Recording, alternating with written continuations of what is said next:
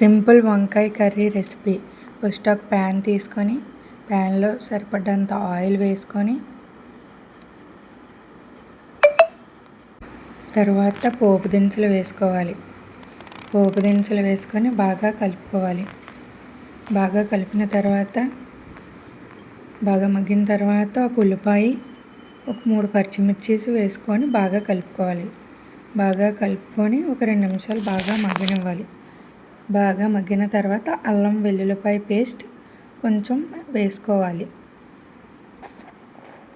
బాగా కలుపుకొని ఒక 2 నిమిషాలు బాగా మగ్గనివ్వాలి. బాగా మగ్గిన తర్వాత వంకాయ ముక్కలు వేసుకోవాలి. వంకాయ ముక్కలు వేసుకొని బాగా మగ్గనివ్వాలి.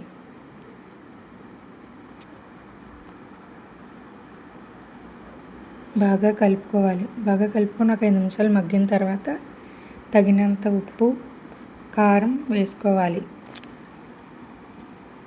వేసుకొని ఒక 5 నిమిషాలు బాగా మగ్గనిచ్చి బాగా కలుపుకోవాలి. బాగా మగ్గిన తర్వాత కొంచెం కొత్తిమీర యాడ్ చేసుకోవాలి.